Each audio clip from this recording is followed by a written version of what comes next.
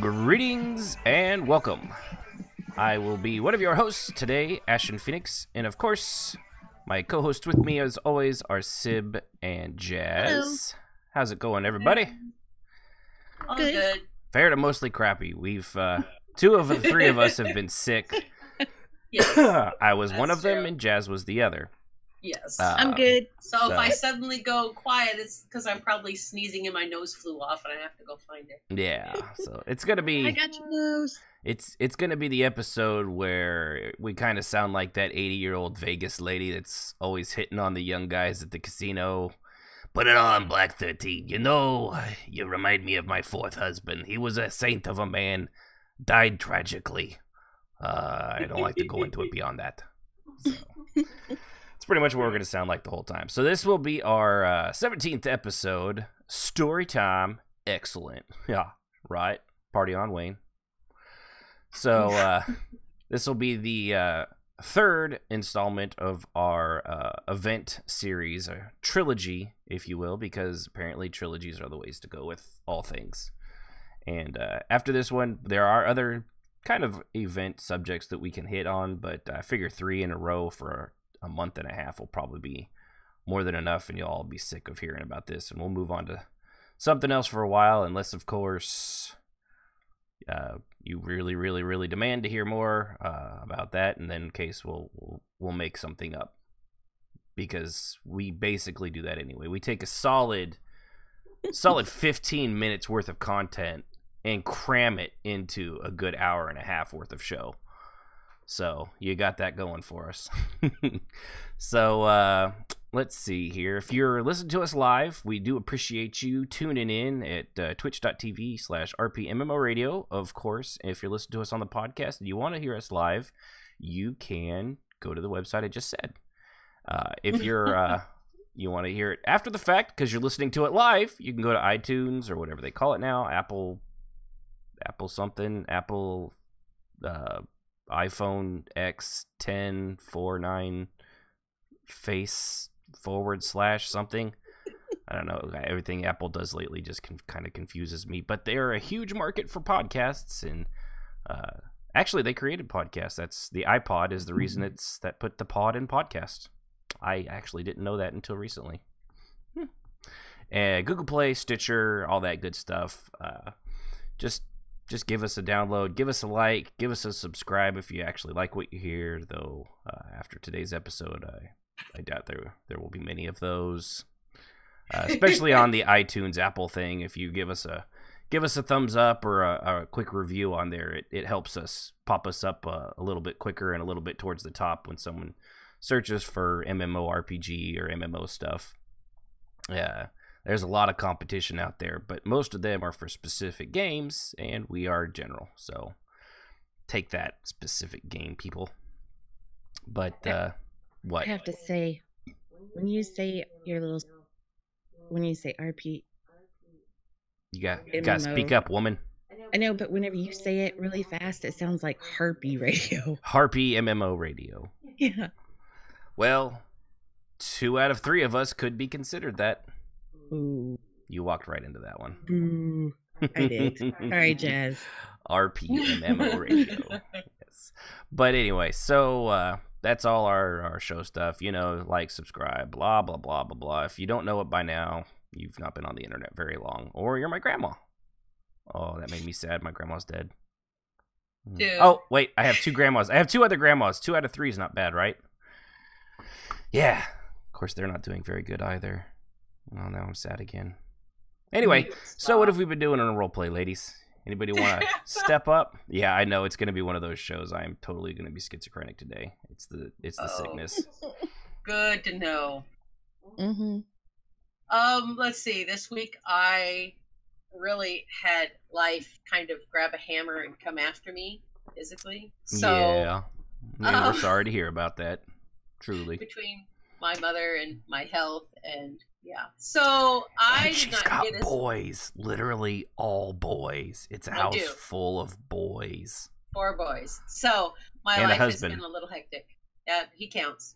Mhm. So I did not get much time in game really. I got in late and would stay for a couple hours and log out. I didn't get as much RP as I'd like, although I have met a couple of new people that Cool. I am enjoying hanging out with in the Tavern RP. And we're, as a guild, we've been working for the last week and a half on some inter-guild RP with another guild. So Yeah. Most of which With- I missed because I was definitely sick these last. I didn't make it to any of our guild things the last 2 days Yeah. for any guild. I wasn't even. yeah. I watched Rogue One. I watched The Force Awakens. I fucking watched Tropic Thunder today. I was that not feeling like playing video games. Oh wow. Right? Okay. I walked in and I was like, oh my God, it's going to be one of those days. Yeah. Because I saw what he was watching. I was like, Tropic Thunder? Really? I'm the dude, played a dude who looks like another dude. That's right. So that's cool, Jazz. I'm glad you're getting out there, meeting new people, playing that. So we're really trying to get the guild to work with other guilds, because that's really how you build long term. Yeah, you can Yeah. only enter guild so much before you start getting stale with the people that you already know. You know. Yeah. It's Inter, important to keep inter- them both. No. you Yeah. know. Inter guild's the word. Yeah. That's Yeah. Yeah. Okay. I got it. Yeah. Somebody give me a gold star. Right in the forehead. Yeah, with a tack hammer. So what about you, Sib? What you been up to? Oh, popping into game here and there. This last week I haven't got much RPing, but the week before I did. Like I said, got a new character into a new guild, which they had an RP event the night I got roleplayed in, and it was fun. I enjoyed it. Haven't been in game. Real life's really been getting me, so Mm-hmm. been adulting, which I hate. Yeah. But you have to do it. So, and I figure when I retire, I will just play everything on every console, because I just love it. And not to mention, I like to watch series. Of course, my whole family does, but I got into that H.H. Holmes series, American Ripper, and so I've been kind of America's first real serial killer. flying through that sucker. But good times. Mm-hmm. Yeah, that was actually pretty cool hearing about him. The words they had to just make up in psychology, like sociopath and all that stuff, was because of that guy. They didn't exist. Nobody knew somebody could do something like that until they found out his murder castle and all that stuff, and it was pretty cool. Of course, like all history series, it ends on we still don't know if he actually was Jack the Ripper or not. So it was 10 episodes of I don't know.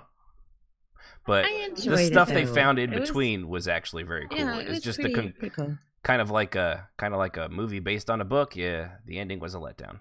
Or if it was The Dark Tower, it was also a letdown. So as for me, on Tarvala, I got to roleplay, like personal roleplay with some people, just getting to know them outside of the military. You know, they're the commanders and stuff like that, and got to roleplay them and get to know them as actual people instead of, you know, the ones that would whip and flog you whenever you did something wrong or call you names and are always kicking your ass. But she's high enough up now that that's a possibility, and it was actually quite a bit of fun to actually get to know. I knew there was depth in those characters, but it's hard to get to when, you know, you're a scrub. It's like getting to know your commander in the military when you're a raw recruit. You're not going to be like one-on-one buddy cop with them yet. That takes some while to get up there. So that was actually quite a bit of fun, and completely unrelated to anything MMO. I got a Mewtwo in Pokemon Go yesterday, so that was awesome. And also, some of those Pokemon Go people are crazy ass weird, and that's coming from me. That's saying something. It's like, wow. Yes, it is. They're basically like some of it's just a real life version of the stuff sometimes we have to put up with in MMOs. There's the troll one, there's the bossy broad that's like, I need everybody over here right now. But we got them, so, you know, apparently her bossiness paid off. It was pretty cool. You got to have that person though. Yeah. That can get everybody where they need to go. Yeah. To grab Even the if they are. Pokemon by the balls. The Pokeballs. So that's pretty much what I've been doing too, and of course, you know, leveling and all that other fun stuff. Played a really cool game actually. If you want a good story-driven game for super cheap on Steam, Observer is a really good one. It's a cyberpunk.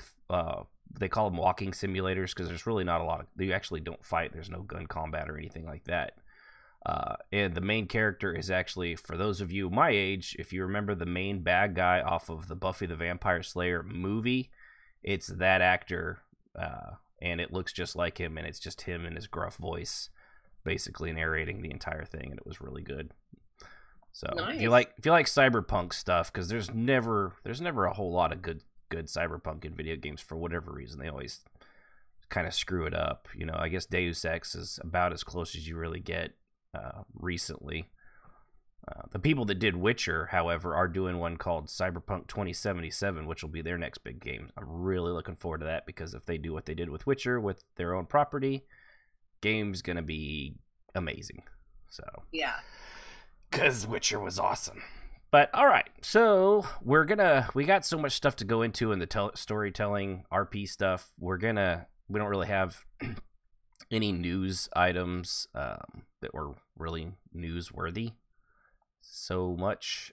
So we're just gonna kind of, pardon me, kind of jump right into it. Of course, that is after a word from our sponsors.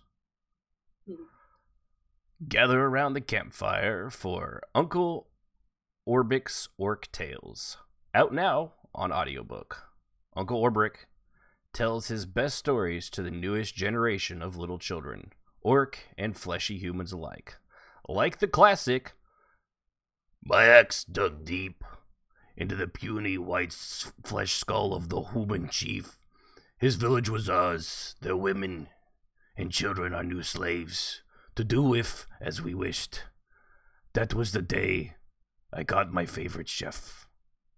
Or this tale in relationship advice: anytime you get a woman, okay, make sure she has much bigness up front for feeding the babies. You gotta take care of the babies. Also tusks. There's nothing sexier than a woman with big giant tucks sticking right out of her mouth. Gives you something just to grab hold of when you like that. You gotta grab hold tight. And many more tales. Go to your local book retailer and ask for Uncle Orbic's Orc Tales. Read by the man, the myth, the possible homicidal sociopath himself, Uncle Orbic. Tusk off. There you go. That was a short one. They just get better and better. I don't they know do. where you find these advertisers.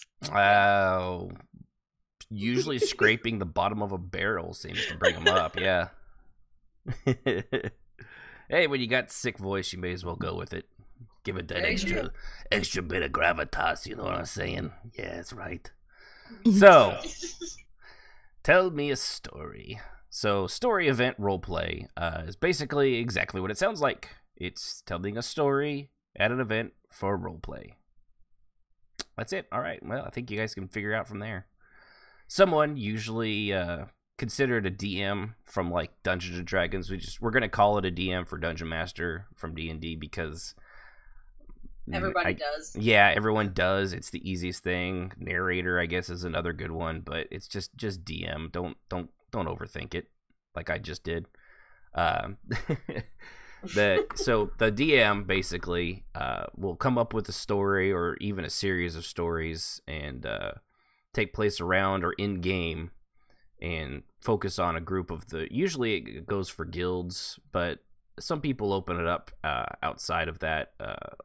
A lot of time when it comes to the story stuff, if you go outside your guild, especially if it's people you don't know, you can get complications. Yeah, because everyone's got their different styles of role play, and if you don't know what that is, or you don't know who they are, it can get complicated. So typically, this works best for in guild stuff, and that's you're just doing it for the group of RPers, and it typically works like that. So one thing, Sib was actually listening to something, and she had noticed that it was another podcast. What was it you were listening to? It was oh my goodness. You had to ask me, didn't you? Mm-hmm. Oh, well, It was on the Human Floyd's website. Oh, that's right, on RPHQ, but .org. Yes, .org. But they were one thing I've noticed listening. It was like he has a list of podcasts and shows or YouTube things, and they're all real good. And I was kind of looking through them and listening, and the very last one, I want to say it was called "All the World's a Stage." Sounds about right. I think I've I seen think that so. one on there, yeah. Yeah, but go ahead. But she had noticed that a lot of the things that they were calling stuff is not terms we've ever used. And I've noticed that as well, listening to other podcasts, other YouTube videos on roleplay. Some people call the characters tunes. One that I heard, and it's actually based what they named their show after, Musecast. They call them muses, which it was weird to me, but apparently that's a thing. A lot of people will say things like head canon for basically a short version of saying what you have in your own head as what you think things are, or the way they are, or character is. But what was it? What was the term that you had heard that was like A Mary Sue for basically a I'm god pretty modder? sure. Yeah, and I honestly, It was just stuff because I know I've heard a lot of the terms, but even some, like you mentioned something else I hadn't ever heard of. I'm looking it up. Make sure. But yeah, so there's all sorts of different it's terms. all the games a stage. All the games a stage. Yeah. There you go. At rphq.org. How not RP a Mary Sue. Yeah. Yeah. Which And is basically a god modder. Yeah. Or a metagamer. But, it's not a term I'm familiar with, but it basically means the same thing. Another one I heard the other day was blending instead of mixing. I knew what it meant, but I just was like, I've never heard it called blending before. I have. Yeah. But so there's a lot of things. So if you hear something and it sounds like something that we say, but you're from I think it's more of it varies from as more generations of role players are coming up, and from game to game. Each game has its own little because I know and things like that. The girl that was doing the YouTube, she was playing a different game, and I cannot for the life of me remember that, so I'm super sorry about that. But yeah, she was playing in a different game. Yeah. Not ESL. Yeah.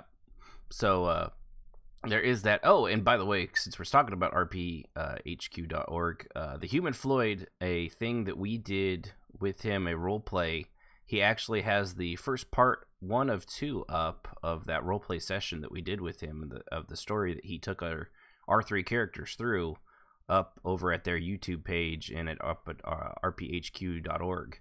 If anyone wants to see that, it was actually pretty funny. It was actually a really good time in character, and it's pretty funny listening to him talk about it while he's doing it as well. It's only about 20-25 minutes for the first one, and then there'll be the last part actually has a pretty good won't spoil it, but it has a surprise ending. What a twist. It's What a twist. Yes, very M. Night Shyamalan, but without aliens, or that turns out it's in modern day. It's actually not in modern day, so don't worry, that's not the twist.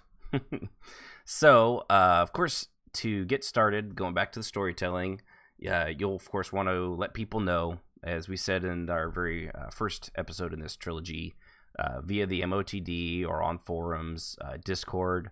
Often the slash, or not, it's actually not slash, but the @everyone will ping and put a little number next to it so people know that there's something that you need to see there. And yeah, the one guild I'm in, they do that about an hour beforehand, and then maybe about 15 minutes to go. It's good to keep people up to date, especially if it's something planned, or if something suddenly pops up out of nowhere, Jazz. Pointing at you. Yes. We had something pop up suddenly that somebody was going to do, and I just happened to log into it right before it started, so I had to make fun of the hell out of her for it. Yeah. Because I did put it in the message of the day. Yeah, or on Discord, which is funny because you're the one that always reminds me to use Discord. Yeah, every time we do a show, I always forget Discord. But of course, knowing to do it and remembering in the moment are not always the same thing. Mm-hmm. Yeah, but also she was kind of not sick yet, so nope, that's not an excuse. Never mind. Yeah, you're just a bad person. Yeah. So, as we're getting ready to start this, one of the things it seems like it's often best to group in the game if it allows for enough people. Typically, you're not going to have more than, whatever the raid thing is for an event RP. So that typically doesn't come up as a problem. And that will serve a few different purposes. One is that it will give you a place to talk and describe things out of character as both the DM and even as the person if you need to set up what everyone sees and what you see in return or what you're doing. It can also be used as the in-character chat where actually everything will take place in the group chat instead of using say. This kind of helps when the roleplay event takes place over a large area because those say bubbles are actually, they seem big in a tavern, especially when you get that wall scroll of, that Chinese, great wall of text. But when you get out in the open outside, that bubble seems to be far smaller than you remembered it being on the inside. So if you're doing all your posts in game in the group chat, that helps keep it, no matter how spread out people, like if you're doing something where you're flanking people or you've got people surrounding a building trying to find a way into it, whatever it might be, whatever your reason is that people have spread out, everybody can see what everyone else is doing, at least, especially because in some games spatial is really small and in other games spatial is really big. Mm-hmm. So being able to control who can hear and see what's going on is really important. Yeah. And you can decide, if like they're way far away, you'll still at least know out of character what the other group is doing, but just like common sense, if your character's so far away, there's no way they could hear what's going on or see what's going on because they're up over a rise, then at least you're aware of it and you get to enjoy that part of the story without having to, and then you can be updated later on. And the third reason is for sensitive things out in the game world, like killing, murdering, torture, or even, just to avoid getting the attention of trolls. Mm-hmm. It's a good reason to have the roleplay there. Often, even with the trolls, though, just you guys, I know that happens in the Servants of Temples when they gather for almost anything out in the world, especially the ordination things on Monday, because where they gather is I think it's the Iliath Temple, if I'm saying it right. I only see it spelled. I don't ever say it out loud. But, you see a whole bunch of people in golden armor lined up, and they got character names over their head, even if they don't see what we're saying, which typically in that area we actually use just the general chat, unless, of course, we're killing Enwa, because that's what you do. Uh-huh. But even that, we get trolls all the time. The other couple weeks ago, it was...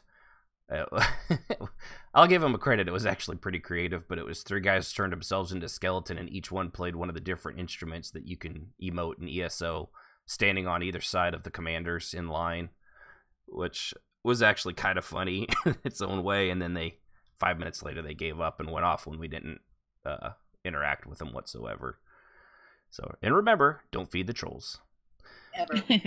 Ever. But yeah, that's even if you're not saying things out loud, the trolls are, if somebody's got nothing to do and they're waiting on something, they're just gonna be trolls. It's what they do.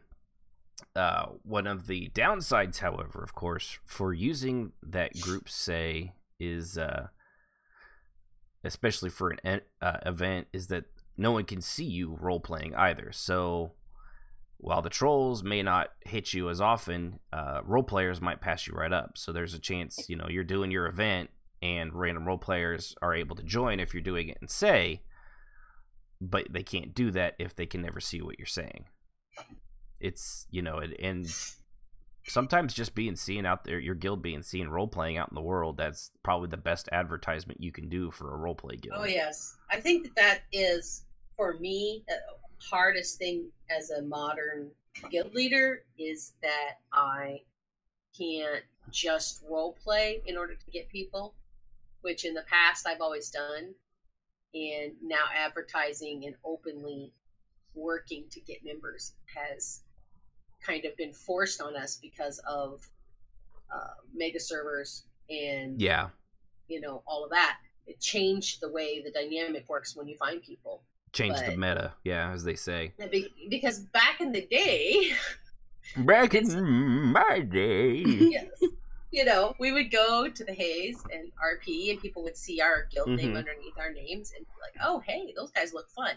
Now, nobody, even in ESO in particular, no one has a guild underneath their name, so it's impossible to know who's part of what. There's an option for it, but what kind of idiot? I mean, I've seen it there. I'm just like, I don't need that much more text on my screen, so I turn it off. I think the only way you can have it on there too is if you have an add-on. I think you have that god-awful, ugly tabard on you wear.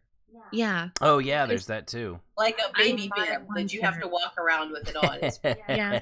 You can't hide it, and then it just shows up. But yeah, I found that by accident. Because I didn't even, when you asked me about it, Jazz, I didn't even realize it was showing. I was like, I don't know. Yeah. If you wear the tabard underneath your costume, then they can't see the tabard, but they can see your guild name. The bottom line is, though, if you want to use armor that you found in game, then you can't wear the tabard because then it shows and it's stupid. So yes. It looks like a giant baby bib. Are you listening, ESO? I can guarantee you they are not. They're not. They don't care. Have you seen their Twitch or their Twitter feed? They just do what they want to do, and like the new mansion that's probably going to be $100 or more that's coming out. Yeah. Is it the one that just came out? Because I looked at it, I didn't like it. I don't know. I just saw a preview of it. As far as I knew, it wasn't out yet, unless it came out today. It was like the. Oh God, I can't remember what it is. It looks like a Roman villa to me. Yeah, it's out.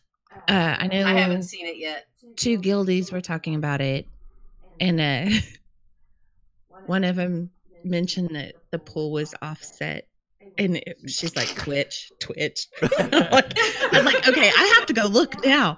So yeah, in the pool, when you come in is a little offset, and it's just like, if you're a decorator, oh my God, yeah, you would never be able to own that one. Just the walking in and having that full offset, it's no. Yeah, I was seeing that. But yeah, that's and they're never cheap either, especially the ones that are only going to be out for a short period of time. But True. Yeah, it'll be fun. But no, ESO's not listening. They just do whatever they want. Like most games at this point, which has its upsides and downsides, because when they do listen to the people are usually stupid and give them horrible ideas. Yeah.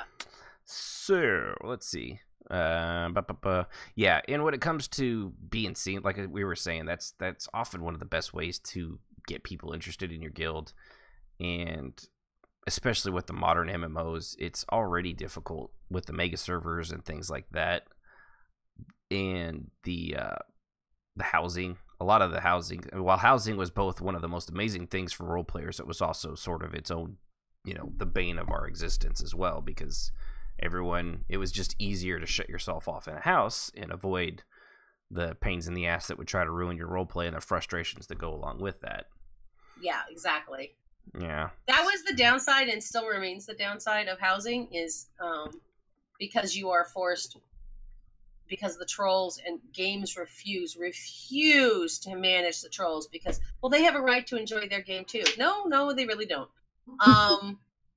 If somebody isn't enjoying the game to the point that they're making other people not enjoy the game, then it really becomes not acceptable. I don't know why this is complicated. Maybe because they're all trolls that run the games. I don't know. But a lot of them just don't care. Well, as we've seen with Pantheon, they just don't.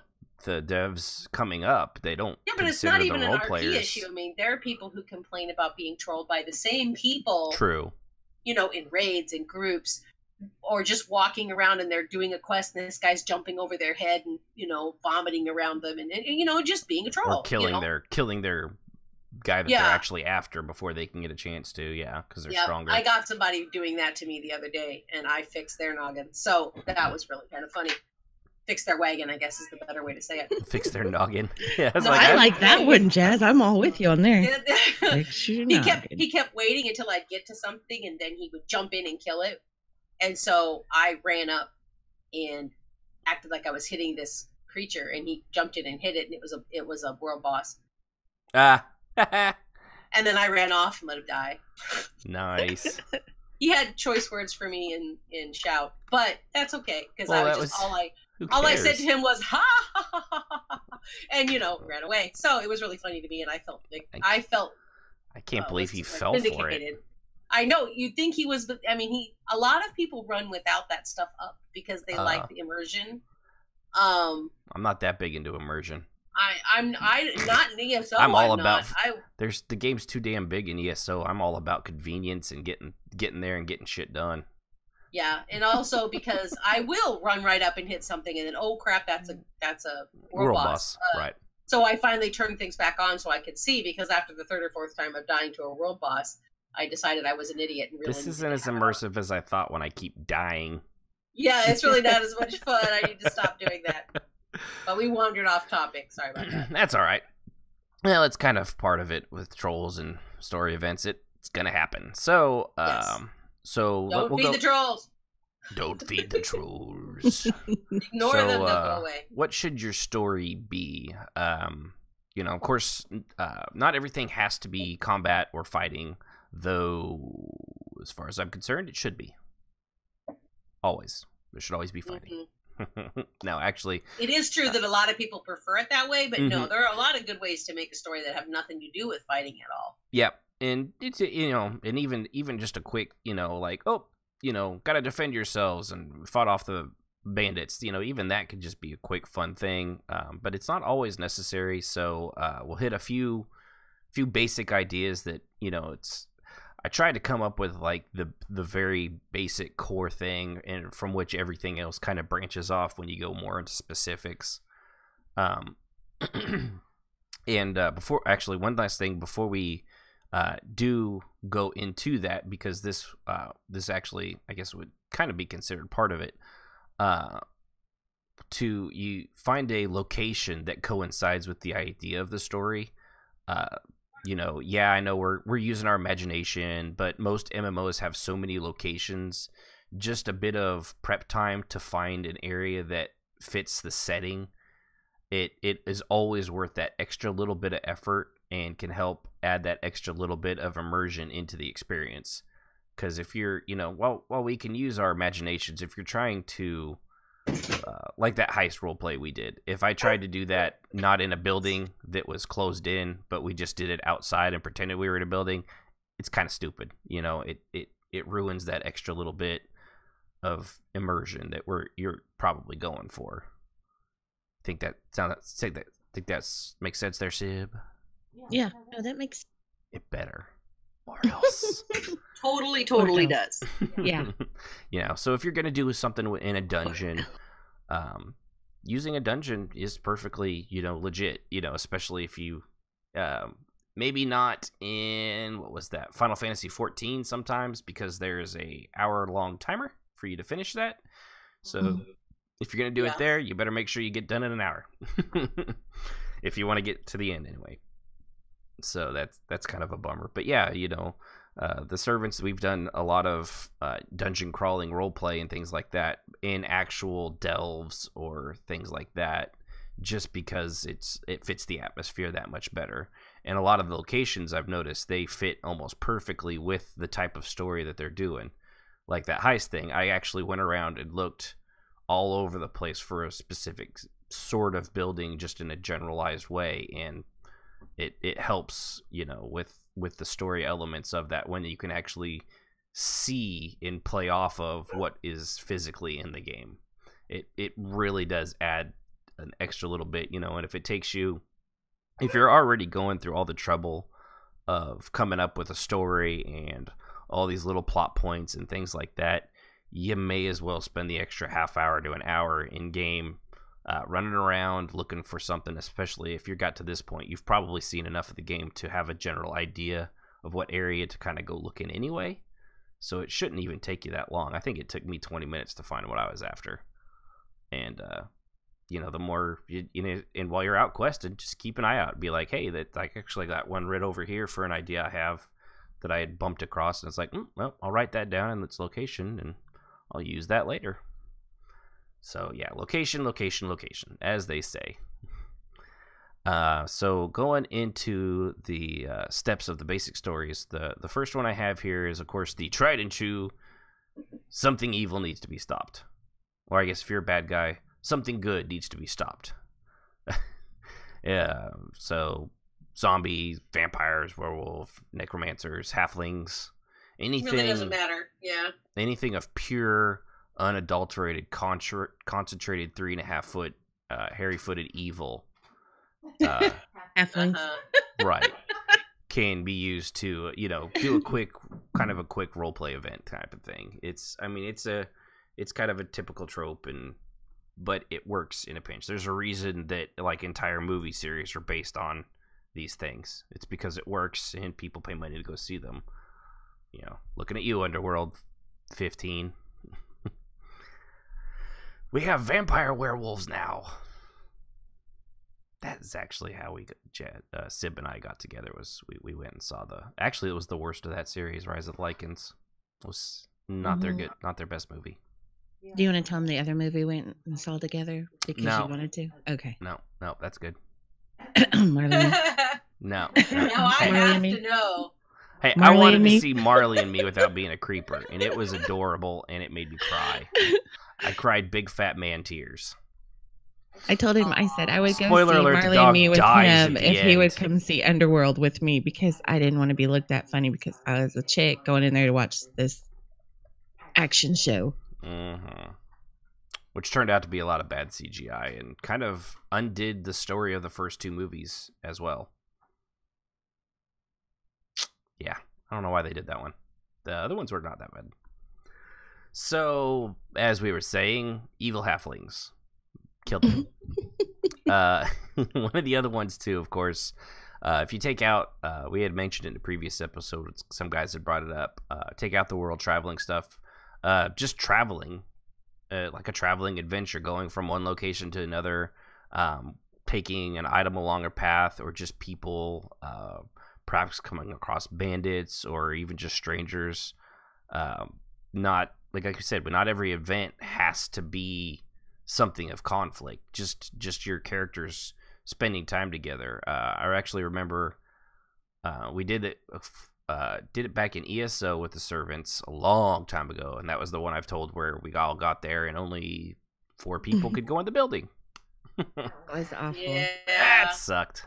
Another good one that was actually successful because the game didn't get in the way was in BDO, and I can't remember what the guild was, but Cersei might remind me because it was, at the time, her guild. But we were traveling from when she had got the guild passed on to her because the people that started it just like abandoned the guild and started another one, which I don't know why, because it was a very successful guild.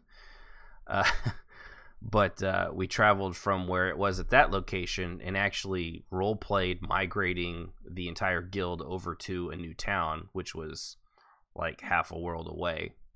And it took several hours for us to do it because we walked along it, we chatted. When the in-game night fell, we actually camped over the night, and everyone was just chit-chatting and talking and getting to know each other. It was you know, there was no real conflict, no real anything that attacked us out of the darkness or anything like that, but it was a lot of fun. It was basically almost like a tavern role play, getting to know characters in your guild, but without the drinking, and there was a point to us all being out there. So it's one of those, you can come up with variations on that theme, and like I said, it was a lot of fun. You got to know a lot of the characters. I actually got to flesh out my character a little bit. Have we ever done anything like that, Jazz? I can't remember, because I know we'd been in EQ2. We'd been in the guild hall for so long, there was no point in moving. Yeah. Well, I mean, we did have, in our guild, the way we also had, our guild attacked and destroyed, and we had to rebuild, and that was an excuse. And it was a lot of fun to do the combat for that, but that's about the closest we ever got. Yeah. All right, well, good talk. I don't plan a lot of these events, so I'm not a lot of help. I mean, I've attended them, but not planned them. Well, as an attended person, I think that's your view is important too. I mean, I've done lots of group RP and planned it out and done it, and I know Xanis has probably done more than me, actually, because he was often the one in our guild who did those things for a long time as an officer. Mm-hmm. I like making important. People beat each other up. Yeah, it's important. And, the one time that I organized everything and we were in an attack scenario, and the person who was supposed to be there as the DM couldn't show. So I had to, and I ended up rolling, which Xanis may remember, for the bad guys. Very well, if I remember right. I think I've heard this story.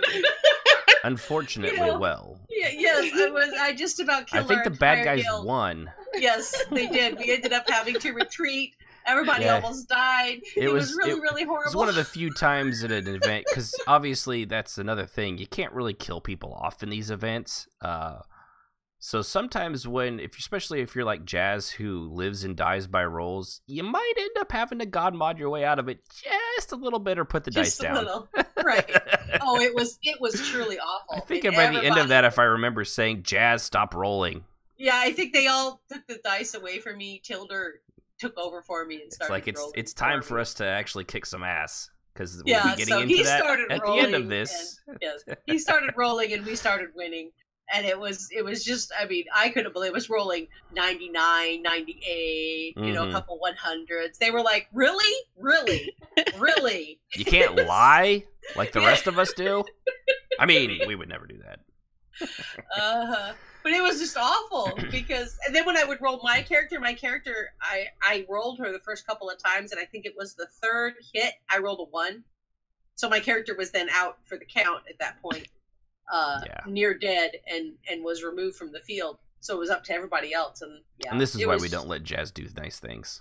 And that's why Jason bought me that t-shirt that I'm actually wearing right now. Which one's that? It has a whole bunch of dice, and it says, "My dice are trying to kill me." Because that's why he bought me this shirt, in commemoration of that event. And the other one that came not long after that, where I brought the whole tower down on all of us, and we all barely escaped with our lives. And after that, I was never allowed to ever, ever, ever roll for the bad guys ever again. No. That's so funny. Yeah, and if anyone ever doubts our nerd credentials, she's literally wearing a shirt based on something that happened in roleplay. Yep. It's about as nerdy as you can get. It really is. Yeah, and as I sit here wearing my, let's see, I've got the symbol of the Jedi from the Old Republic on my chest right now, so I'm not exactly one to talk.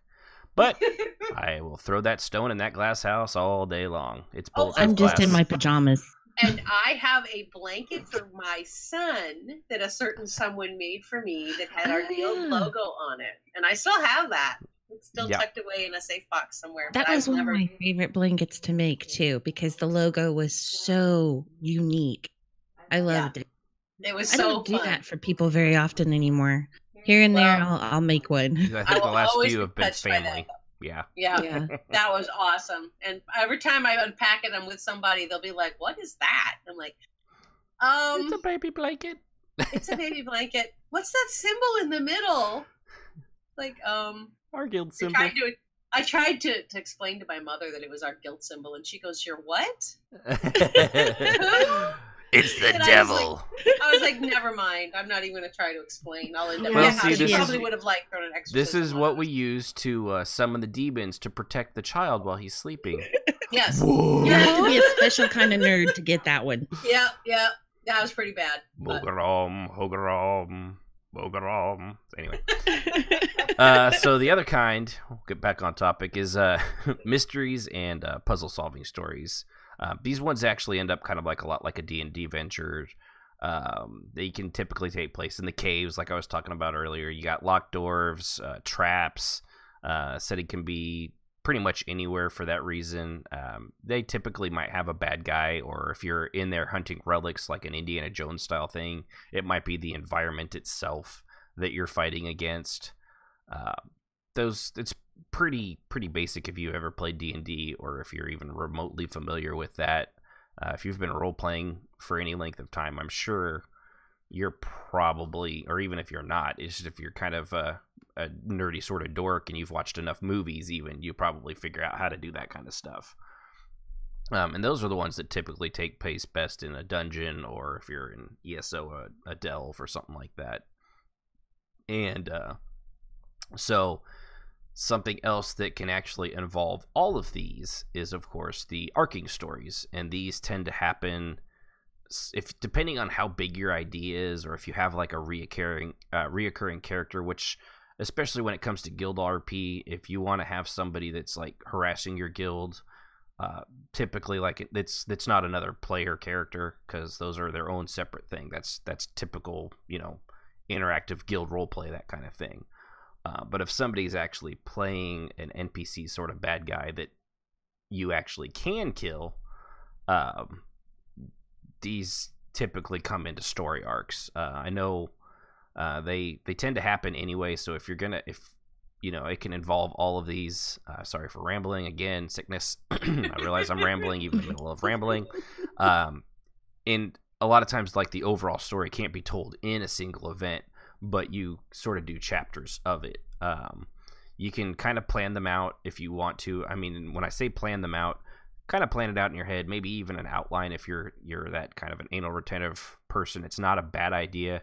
Just make sure that you leave wiggle room open for the adaptation, depending on how each event ends or goes, depending on the roleplay involved.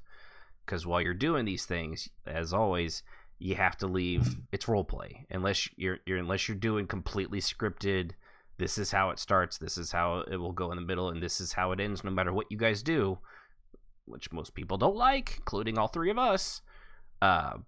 You got to leave that wiggle room. So if somebody really gets hurt, if somebody, if the rolls are really good and they just completely wipe the floor with your guy, and you have to do the old cheesy, he quickly opens a portal and disappears because, but you gave him an ass whooping. Maybe next time he'll actually be, you gotta leave that in there. Maybe he's not fully recovered the next time they bump into him, or if he wipes the floor with you, kind of go with that.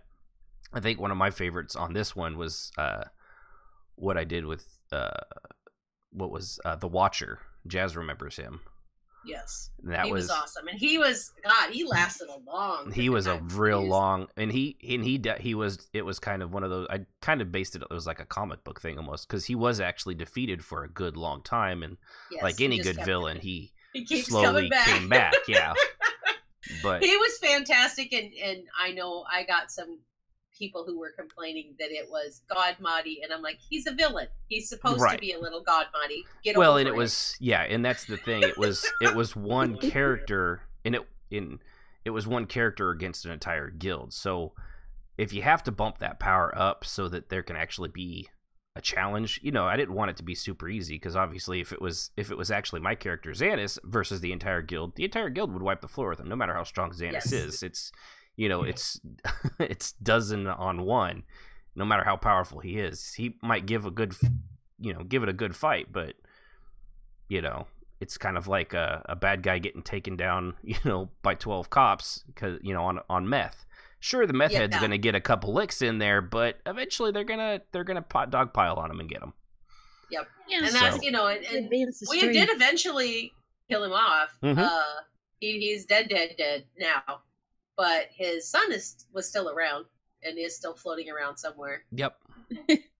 Yep. And so yeah, and it was a psionic, it was EverQuest 2, so they had a lot of powerful psionic beings and telepathic Yeah, stuff. they're fighting monsters. He has to be pretty awesome. Yeah, so it was basically one of those things, but he would materialize out of darkness, and he would, at the time, for whatever reason later on, they actually took the ability out. If you had put on certain glowing torches on your person, you could actually affect the lighting in the room, and that was one of my favorite things to do, which is another good thing if you're ever actually able to build where you want to be there, because you have a housing that can do it. That's another good way to do it, by the way, for locations.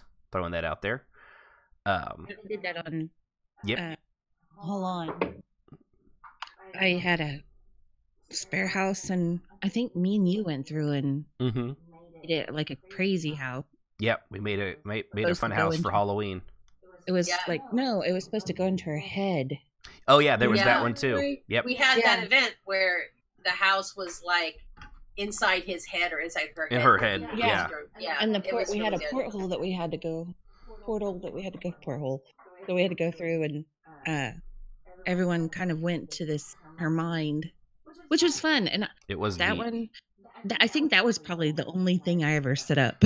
Yeah, because we did, when you do deal with psychic RP and stuff like that, you typically just describe the mindscape of the person, and it's a lot of games wouldn't allow for it, but EQ2 is, like we've said before, it has one of the best player housings ever. We literally were able to take this castle, and we were able to make things like in one area of it, we had NPCs actually dancing with each other, floating in the air, and actually it kind of looked like that scene out of the Ready Player One trailer, now that I think about it, where all the guys were dancing up in the sky.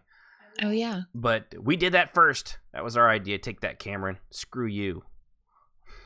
And your 15 Avatar movies coming out. That was the thing with EQ2. You could have so many people come to the house. It wasn't there wasn't a limitation. Yeah, and it was crazy. If there was, it was crazy high. But yeah, and they had awesome decorating. I love the decorating in EQ2. I had to throw that out there. So yeah, it's just one of those. That was a lot of fun. But if you're gonna plan a villain, if you're using your own character, you got to watch with the God Modi thing, because that can actually dissuade people, because it is your character. But if you're going to play them as an NPC that's supposed to be a powerful necromancer or a psionic being or some demon, you can bump up the level, because in the end they're probably going to be end up getting killed anyway. I mean, for all intents and purposes, you're not going to last forever, because it's not fun and it's not very satisfying. Even if they get away and they come back later, at least they were defeated for a while. And lastly here, kind of imitation's the serious form of flattery.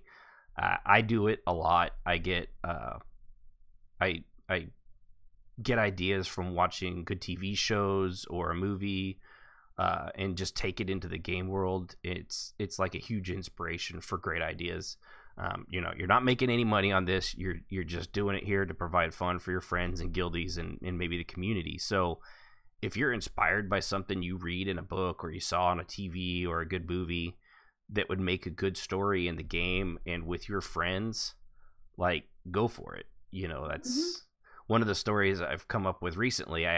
We were listening to it, and it was just one of the characters interview Mikey, the one black kid, as he was older, interviewing the old folks from Derry. And I was like, in there telling all the craziest things that they knew that had happened in the town. But I was like, that would make a really neat role play event, where if there's some serial killer or something around there, that people have to go and interview, like, the old couples and things like that from the town.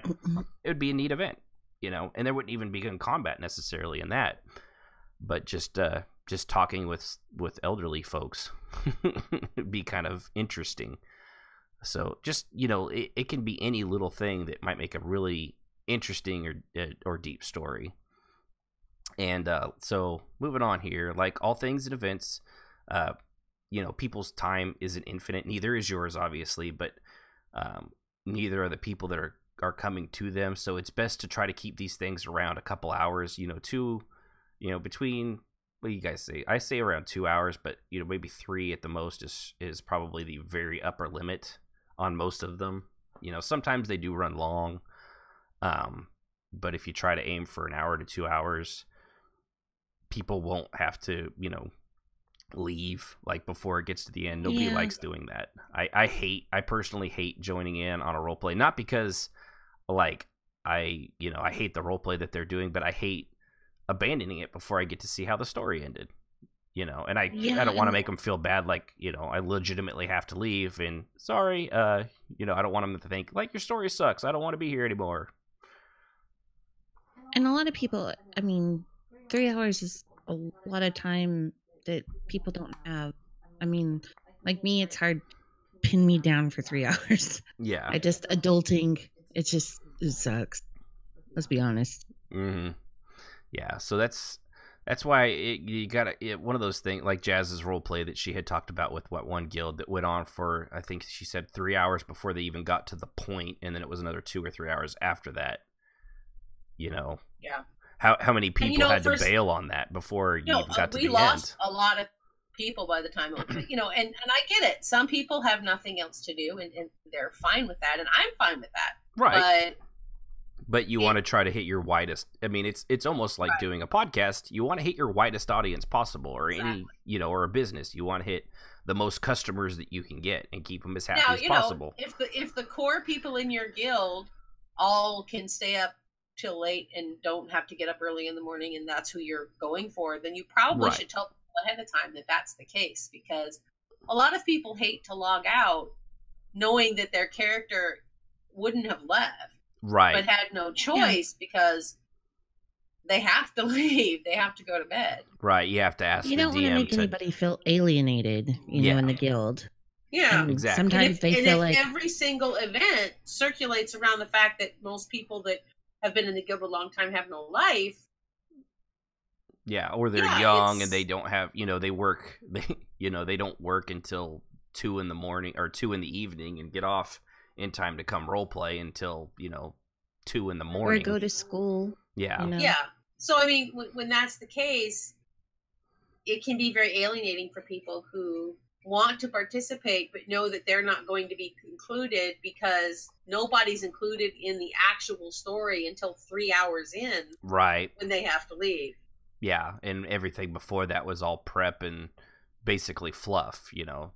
There's a certain amount of fluff in all of these things, like especially if, like in the servants thing, they've actually got it down pretty quick, because most of the things they do for ordinators are missions, so they have a quick. It's literally, they start pretty close to being on time unless someone's straggling, and then, which is another thing, if someone sets up a time, fucking be there. Don't be that guy, okay? Don't be the guy. Yeah. I knew it was here, but I am 10 minutes late just because I was eating. Well, you should have ate earlier. We're not waiting on you. Yeah. Different if you have a job, if you have to do something, but don't be that person. I wanted to be there, but I didn't get off work until 6 normally, most days. And so they're like, well, it's going to start at 5. I'm like, well, I will be an hour late. Mm-hmm. I can't not be because I don't even get home. Yeah. And they were like, well, okay, do you want us to wait? And I was like, no, I'm just letting you know. No, don't wait for me, that, Cial will wander in and throw herself into it at that point. Yeah. But yeah, they are pretty good at, all right, well, here's what we have. This is it. Any questions? It's like literally that fast, and occasionally there'll be a few questions, and then they open a portal and go right into the event. So it's pretty quick, but if you take that time period there and you draw it out for, an hour or two, like even that heist one we did, maybe 20 minutes of him explaining what it was that you guys were after and what you were there for. But hopefully it was enjoyable, because that was the time period to ask and, prepare your characters, as they would if it was a real life heist. So let's see here. Moving on from there. Yeah. So just respect people's time, both, yours and theirs. They're not doing other things, either with family or watching something else that they might be interested in, could come to your thing because they think that it'll be a good time. So kind of respect that. Yeah. Now, with everything together, what should you do? Well, as the DM, it's kind of your job to tell people what they see and are encountering in the event. So something like, the room is dark and musty, the faint smell of rotten meat upon the air, and the distant sound of rustling, like sticks being rubbed and banged together down the left hallway. So things like that, If you hear that, you might be like, oh, okay, well, that's probably zombies. Yeah. And for the love of God, keep it concise. Yeah. Yeah, if just like that. 4 paragraphs to explain, you fail at being concise. Yeah. Please work on that. Yeah, and I'm like, we say all the time, details are a great thing, but Yes, they are. It's a certain level, especially when large groups, you need to cut maybe some of the, some of the Tolkien or Stephen King-esque level of detail and maybe go something with a little more Dr. Seuss. Yeah, I was just going to say that. You want to be more Harry Potter and a little less Tolkien. Yeah. Yeah, or what's his face? The guy that wrote Dune, Oh, yeah, him. He was another one, yeah. Or those guys. But, like I said, go with Shel Silverstein. I was once digested by the quick digesting skinks. Now I'm dodging in his teeth. Now I'm rolling in, his intestine. And now I'm back out on the street. It tells a story. You went through the guy. And it was quick. That's all it takes. You don't have to go into every detail, kind of like I am right now, telling you not to go into every detail. So it's just, just a few quick sentences to do that. And it also kind of lets their imagination somewhat fill in the blanks. It might not be something it's basically something you get better at the longer you write. So just try to keep that in mind. It helps also if you are the DM and you're the person that's going to be writing the story. Have some of these pre-written. Yeah, so that's always possible too. Frank Herbert, thank you. Copy. You can just block copy and put it out, and that way it's 1 paragraph and you're done. And you can sit there and you can tweak it and work it. Mm-hmm. As you need to. Writing, yeah, because like in writing class, they'll tell you if you're using the same word more than once, back up and try again. Mm-hmm. I do that I still remember that from high school. I do it all the time when I'm writing my stuff. Well, not so much in roleplay because it's so quick, but when I write the stories and journals and stuff. Yeah. Right, and that is a good way to keep it concise, is to remember that it's a musty night full of dank smells and rustling sounds. Yeah. Not, it was a dark night in the dark world. Right. With dark following all around you. Please. But there was also a blackness, a blackness that was so black it was blacker than black. Yes. Well, I will say, just add this little point, and also play to your audience. If you don't get a lot of people to show up, then maybe you can go into a little bit more detail. Yes, true. Yeah. But if you have a lot of people show up, try to limit what because you're gonna only throw out the important details. Yeah, because you're gonna have a small group. It can be a lot of fun to be detailed. Yes, and because then if the big groups, you're going to have everybody doing their responses, which is going to make a wall text. Whereas with a small group, you can probably, by the time everyone's done, it's probably still going to be in the same window. So that's very good point, Sib. Yes, it is. And it was, it sounded like GMing by Shatner. Thanks, Cersei. And yes, Frank Herbert was the guy that wrote Dune, the original. And then, of course, it was Anderson and his son that wrote the ones that came after he passed away. And they were okay. But they were a heck of a lot more concise, I'll tell you that. Oh, yeah. I don't think I ever made it past Children of Dune, even on audiobook. It got so wordy. Yeah, it was pretty intense stuff. But so was Tolkien, for that matter. Yeah. Most people have never actually read the book, but if you actually read the book, good God. We tried to do the audiobook of I did the audiobook of The Hobbit. It was torturous. I honestly don't understand how people love those books. It was just... Well, I did love it. I love Tolkien, and I learned a lot from him. Yeah, but these days, I almost couldn't finish even listening to somebody read it to me. Yeah, it was extremely thick, and you had to just read for the enjoyment of reading. Yeah. If you were just trying to get through the story, then I don't think you could stand Tolkien. I enjoyed it because of the detail, and I was learning about a culture, and it was definitely really right in my wheelhouse. I really enjoyed it. But, and I just hate halflings too, so every time they did something fucking stupid, it just pissed me off. Like Merry and Pippin, I would have left those two behind so long. It had just been like, you know what? We're in an orc cave in the middle of the mines of Mordor. Boom! And you go. We'll let the Balrog take you. That solves most of our problem. Death to all halflings. All right, so they're horrible. Yeah, well, they're freaks of nature. You gotta also, going back to what we were talking about, you also have to make sure to keep up with each post that's posted from the other people. So as the DM, that you can reply and not leave anyone out. It's gonna happen. I mean, it's just sheer numbers. Eventually, you're gonna miss something. Just make a quick apology when they point it out, and then fill in for whatever happened to that person.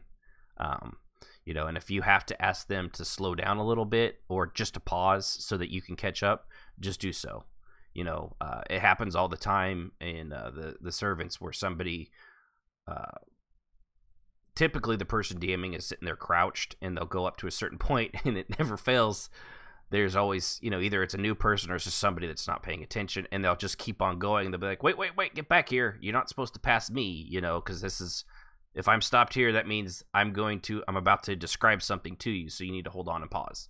So feel free to, you know, if there's a whole lot of stuff or they're continuing, if people are talking back and forth, that might be one thing, especially if they're just discussing what to do next. You probably don't need them to pause, but if they're doing actions that require you as the DM to respond, if you're getting too far behind, you might just tell them, hold on a sec, let me catch up, and then you guys can continue on. There's absolutely nothing wrong with that. It is one person against, you know, 5 to 12 people or whatever, however many people might show up. And so for combat stuff, of course, our last episode went into this in a lot more detail, but I'll just do a quick recap. When the combat stuff starts, it's best to have everybody sort of attack in alphabetical order according to their names, obviously, because it would be weird to have an alphabetical order according to something else. If someone rolls low, one thing I would suggest as a DM, and I think I went over this at that time too, is don't say that you know, the 100 or 200-year-old mage spell fizzled, or that, you know, they threw the spell and they missed entirely. It's like saying you know, let's say for example, a Navy SEAL at the firing range, you know, unloaded a mag and missed the entire bullseye. It's not going to happen. They're too well trained. They're too they're just too good. However, just like in the course of a Navy SEAL, if they're firing at a real person, that person might duck behind cover. So, you know, they would miss, but they still would have hit their target if the guy had popped up. So with these kind of things, you know, the characters, they're well trained in combat. It doesn't happen. So instead of them fizzling or missing entirely, you can just have the NPC bad guy can reflect it or block it on a shield or dodge. You know, if they see it coming, it's a far better response than, you know, you dropped your fireball at your feet, which is also not something that would happen, or you can't find a target when there's a whole bunch of people. It's just those little details that helps keep your players engaged and also feeling as though they're not failing while they are actually failing. But it's not a character fail. It's just that the other guy did that much better than them on this particular fight. It's kind of insulting to the player, especially, you know, this could kind of go on a character to character basis. Like if the person is a brand new scrub, or they are learning magic, or they're a raw recruit, maybe you can have them, you know, do those flubbing things, especially if that seems like it's in character. But if it's an older character or a battle hardened character, it's just not going to happen. So don't put them in that, you know, you're, as the DM, it's kind of your job to make sure that these things are done correctly. It's the way it would go. It's your responsibility to kind of know the people that you're role playing with. And if you're doing this stuff, especially for guild members, you likely do have that out of character knowledge that you can play off of while you're doing this. Does that sound about right? Mm-hmm. Sure does. Okay. I heard. I didn't know if Jazz was still there. I heard the dog. I hit mute very quickly. Oh, I you're have fast okay. fingers. And and one more important thing for the DM, you're here to tell your story and let the players shine in their reactions. You shouldn't like throw up the roadblocks in their way if you don't think like something should maybe work that way. At least not OOC. You try and give each character their chance to do something cool or interesting or be part of the story. If everyone leaves your event feeling like they did something really cool or amazing or like had a moment to shine as their character, Yeah, because everybody likes to be a superstar. right, they're gonna enjoy that. Even if it's just one time, a 2-hour event, and one time they like really just had this awesome kick-ass moment, they're gonna have fun and they're probably gonna want to come back. Even if they got their, sometimes even getting your ass kicked and then, getting that last hit on the guy, the bad guy, or, managing to pull somebody else out of the fire or whatever it is, it's a nice little bit of it. But if you're throwing up roadblocks, I'm going to use an example that happened to me is, there was a thing and they were throwing fireballs and character knocked the fireball back, like, almost, charged the base and, hits it back. But the person that was DMing said that wouldn't happen, that fire magic wouldn't work like that. It should have shattered or something like that. We just had a disagreement on how that would go. But that's just how it went. I didn't believe that's, it was kind of a funny argument because that's not how magic would work. But it's like, really, that's not how magic would work. Fake magic, it will work however we say it will. It can do whatever we want it to do. It's not real, it's magic. And now, given I could see it from both perspectives, but in this case it wasn't specified, so why wouldn't it could have very well worked. It was just that they chose not to let it work and then brought it out of character like that, which is, you always try to solve those things like through your DMing rather than, like if she had said that when I hit it, it exploded and, showered me, that would have been I probably would have just gone with it. I wouldn't have even thought twice about it. But just being told out of character that that's not how it works kind of puts your feathers up. And so that's just one example. And I still love her. She's a good person. She actually does a lot of amazing stuff. It's just one time we had a disagreement. And so let's see here. And if something doesn't seem to work, like I said, you can keep it in character. Like I said, the fireball splashes against the field. If there's like a force field in front of you and someone tries to throw in a fireball at it, it can splash off of it if that's not the way it's supposed to be work, or if your sword whiffs through a ghost, but another person charged the magical weapon or shot some magic at it. Of course, that would probably then connect. But you do that all through the description of the roleplay as the DM. And if someone asks, see why that happened, of course, if they're not understanding things, which it happens, you're going to be typing all this stuff. Things aren't always going to be as clear as you want it to be, especially since you're doing it all in real time. Just explain it as best you can real quick and then try to get back to it. But it is always best to keep as much of it in character as you can, especially when you're the DM. Sorry about that. Still coughing my throat up. And so now we'll get into, we're about to wrap it up here shortly, but we're going to go into a little bit about what it is as the player and that you're as the participant and what your responsibilities are going to be. First and foremost, for the love of God, be patient. Like I said earlier, it's one person telling the story to anywhere from a couple to a dozen other people, give or take. Let them give them time to type it out. If you all typed and there's no response yet from them, don't keep typing. Just hold on. Give them time to, because they're having to read over every response, trying to make sure that they get a reply to everything that happened, and probably making sure that nobody gets lost in the shuffle as best they can. So just give them a little bit of time, type it out, and then once they hit it, then of course you continue to go from there. But just be patient. It really is. It can be frustrating as a DM, especially if the group just keeps going and going and going without you giving you any time to respond. It can be very frustrating for your DM, and once they start to get frazzled, that definitely starts to impact the quality of the event that they're trying to run for you and for them. And it's not something you ever really want to do. Sorry, I got an eyelash in my eye, and it is driving me out of my friggin' mind. There we go. So if, like I said, be patient. And if you're not patient, go fuck yourself. You shouldn't be there. You're role-playing. You're literally typing stuff out. Just be patient.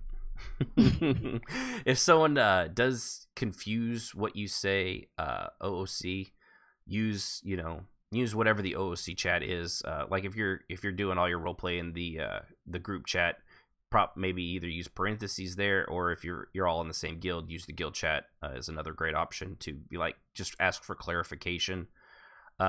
Or if it's all in say, you can use the group chat then, or parentheses in the say chat, whatever it is that you're using is for your OOC talking. And typically it's going to happen. Sometimes a word gets left out, or while the DM's typing, they brain fart and forget something, or it doesn't come out as concisely as what they're seeing in their head and what you're then seeing in yours.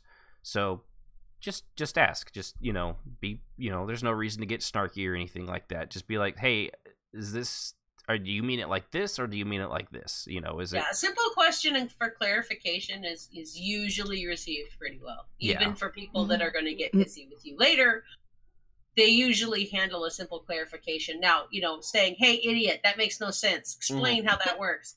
Is not clarification. Saying, I don't think I understand. Do you mean this or this? Yeah. Did you mean that you hit him in the? Is he behind me, or is he in front of me now? Right. Did I hit him in the? Are you aiming for his head, or are you aiming for his ribs? Did he throw a fireball? Did he throw a punch? It wasn't clear.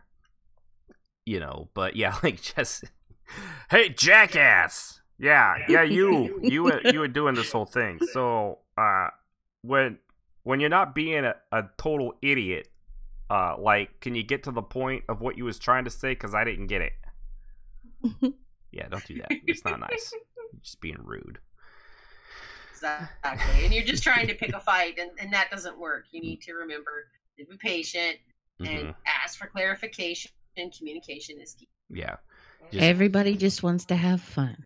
Yes. Pretty much, yeah. Yeah, and that's the whole point of these things, is you're just there for fun. Don't be a fun ruiner. And I've come across plenty of role players that they've always got to be right. They've always got to be in charge of everything. And when they start getting that attitude like that, they actually end up ruining the fun and the enjoyment for the very people that they're supposedly there to create fun and enjoyment for.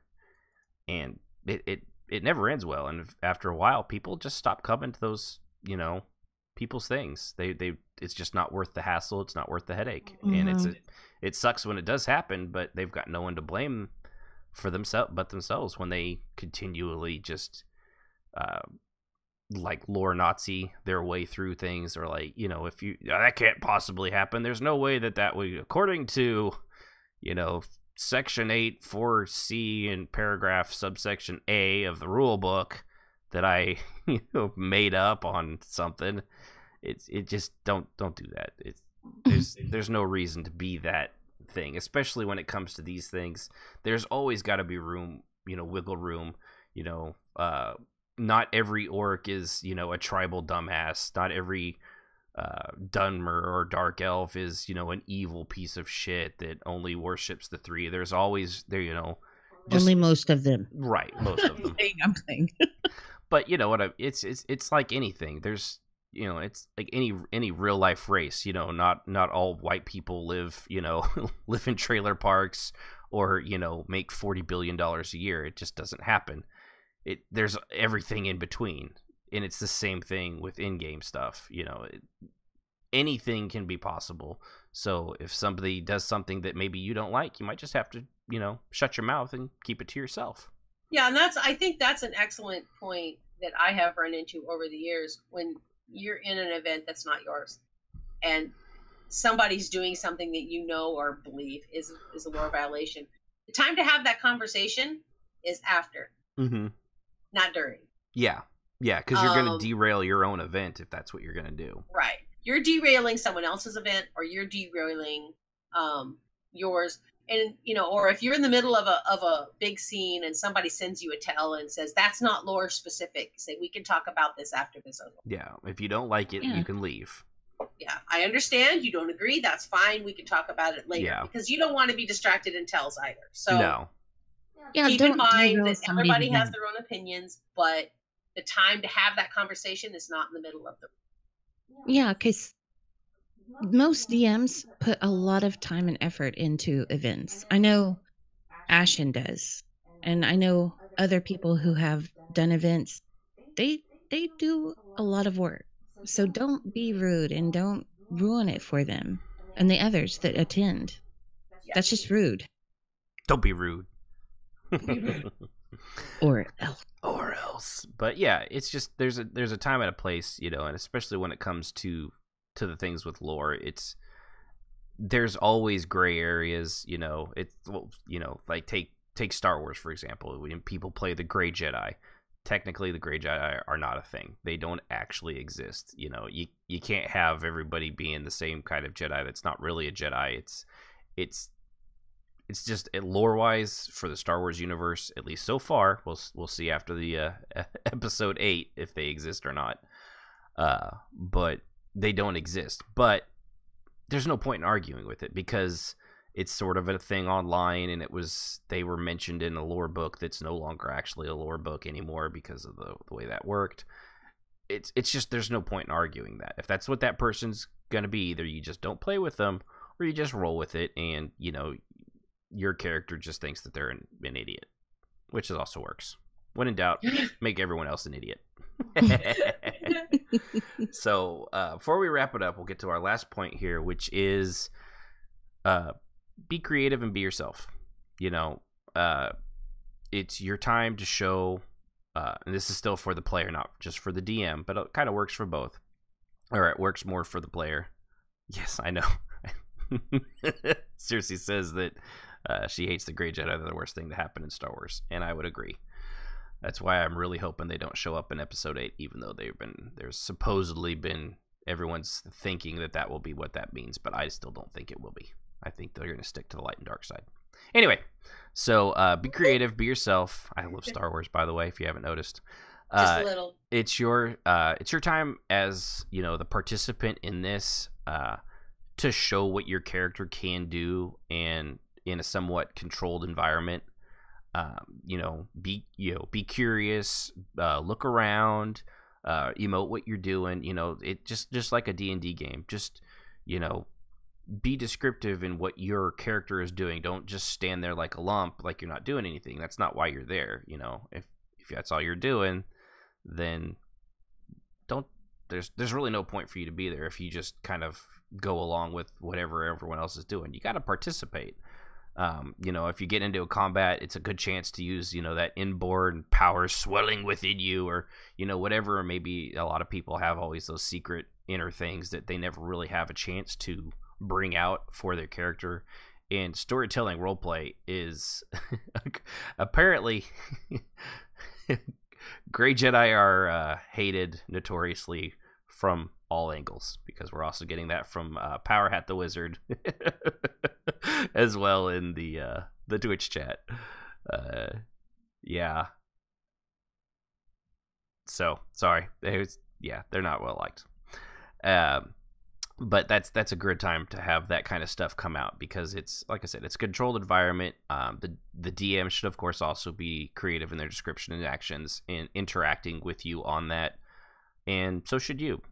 Like, details and descriptions make RP of every kind and make it all more enjoyable to interact with. So, that's, you just gotta kind of go with the flow of it. If there's an opportunity that comes up and hey, this hit skill that I've had, or like a latent talent that I've never been able to use before, and our characters are all up against the wall because Jazz is rolling and we're all about to die, for example, that might be a good time to let that, like, describe this latent ability, and maybe you'll get lucky and it'll turn out real well. Maybe it's so latent that it just brings you out that much closer to death. So I think that about wraps it up on the last of the Storytime excellent episode for this. We got any last words you guys want to say? Any parting thoughts? No, basically you covered everything. I'm really pleased. Yeah, cool, awesome. Party on my house, all right. So, all right, well, I appreciate everybody tuning in. Hopefully it wasn't, I know these last 3 episodes were just a lot of information and not nearly as many jokes as I typically like to throw in, but it's a complicated sort of subject at times, and the continued hatred of Grey Jedi, which just warms my heart, continues. I'm glad I'm not alone on that. I know you're still bitter. She's still mad because I got her into the books, and then Disney bought them and erased all the books. So they took my Jana from me. Yeah, her name was Jaina. You loved her so much you can't even say it right. I say it how I feel like I say it. which is wrong. Shut up, leave me alone. The thoughts you literally say it wrong. You're not my friend. I'm not. But so all right, well, this will be the end of the 17th episode for RPMMO Radio. I want to remind everybody again, if you have anything you want to say to us, you can email us at rpmmoradio@gmail.com. Visit us at facebook.com /rpmmoradio, Twitter at rpmmoradio, and of course, you can always watch us live at twitch.tv/rpmmoradio, and visit our website at, you guessed it, www.rpmmoradio.com. It's a theme. I know it's so weird. You'd come up with a name and then you'd use it repeatedly on everything. Yes. So, do you have anything you wanted to say there at the end, Jazz? No, just party on and party on, play man. On and yeah, party on, Wayne. Party on, Garth. Yeah.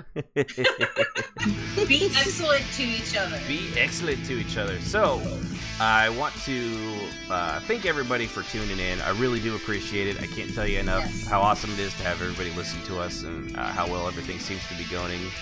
So, I, of course, am your host, Ashen Phoenix, and the 2 ladies, Sib and Jazz.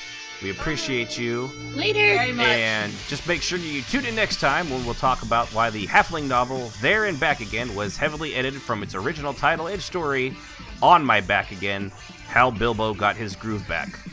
Next time on RPMMO Radio. Good night, everybody. Opinions expressed by RPMMO Radio are just that, and should not be taken as the gospel truth, but pretty close to it. Music provided by Husky by the Geek. Visit him at youtube.com/HuskyByTheGeek to hear all his great rock covers.